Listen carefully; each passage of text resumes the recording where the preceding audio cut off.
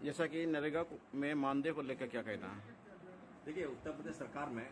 केंद्र द्वारा गठित तमाम आदेशों के तहत मनरेगा में काम कराया जा रहा है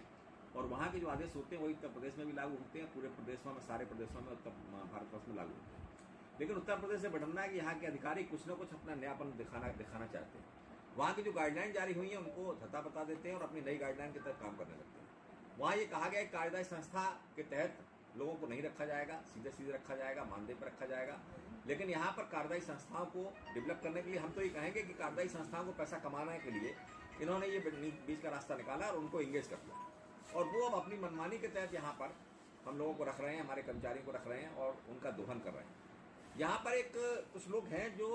ऐसे लोग हैं जिनको 3 दिन के लिए रखा जाता है, महीने में 2 दिन के लिए रखा जाता है, जिनको 600 रुपये पर डे मिलता है, जिनको 3 दिन का एंगेज करते हैं और महीने में भी उनको पूरा वेतन नहीं देते, यानी मुश्किल से 1000 रुपये वेतन उनको मिलता है। उसकी विडंबना भी देखिए आप कि उनको 18 से 40 साल की उम्र रखी गई थी, पहले उनको एक आदेश के तहत रखा गया। आज की तारीख में 2017 से एक आदेश फिर से लागू हुआ और उसमें कर दिया गया 40 साल से लेकर 65 साल तक वो काम करेंगे, यानी 1000 से लेकर 1500 रुपये मिलेंगे उनको और 65 साल की उम्र तक उनका दोहन करेंगे और उसके बाद निकाल के बाहर तो अपने आप खरीदेंगे। तो इस तरह का इनके यहाँ बहुत सारा विडंबना है। कार्मिक जो उनके यहाँ जो लेबर होती है वो अगर हम देखें 2008 में लगभग 64 रुपये उनको मिलता था और आज की तारीख में उनको 204 रुपये करीब मिल रहा है,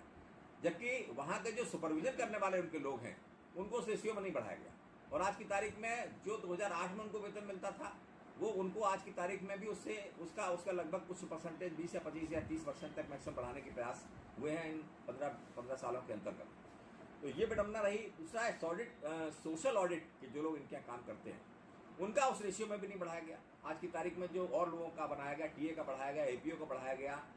लेबर का बढ़ाया गया, लेकिन उनके साथ ये भी तो बात हुई उनको भी मानदेय पर न रखकर उनको भी कार्यदायी संस्था के रूप में रखा गया। जब कभी धमकी दी जाती है कार्य करने के लिए उनके ऊपर भी वही प्रताड़ना दी जाती है जो कार्यदायी संस्थाएं करती हैं, जो आउटसोर्सिंग की व्यवस्था है उसी पे काम कर रहे हैं। तो इस प्रकार ये देखा जा रहा है कि मानदेय में एक ही प्रकार के लोग, एक ही मानव दिवस के लोग तमाम सारे वेतन पा रहे हैं, तमाम सारी परिस्थितियों में उनका वेतन बढ़ रहा है, घट रहा है, मानदेय बढ़ रहा है, घट रहा है, आउटसोर्सिंग हो रही है, नहीं हो रही है। तो कहीं ना कहीं पूरी तरह से मनमानी चल रही है। इनके यहाँ एक राजवर्धन जी थे, एक अधिकारी,